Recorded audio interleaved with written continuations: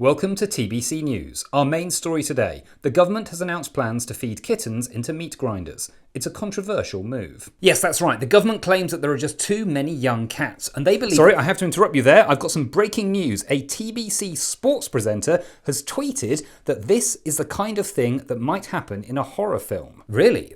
Wow, comparing government proposals to a horror film. What was he thinking? Let's go over to a government spokesman. Well, this is absolutely typical of the TBC, full of lefty, liberal, wokey, liberal, virtue-signalling, left-leaning, wokey warriors.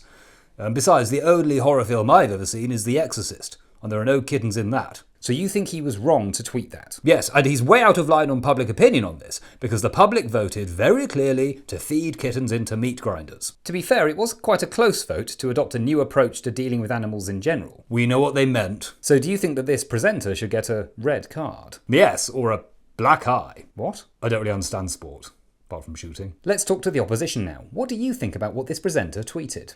Well, look, I think that comparing anything to a horror film is just inappropriate. Even feeding kittens into a meat grinder? Are you saying that you would do that too? No, we wouldn't do that, because it just wouldn't work. The fur would jam up the blades. We'd find a more humane way to do it. We wanted to speak to a TBC spokesman about this, but I'm afraid no one from TBC was available to speak to us here at TBC News. So instead, we're now speaking to a former TBC presenter who now works for a commercial rival and the government part-time, and has said repeatedly that he thinks that TBC should be shut down, despite the fact that he appears on TBC's Asking Questions pretty much every week. We should put that sports presenter into a meat grinder, along with everyone else who works at the TBC. Is that a reasonable response?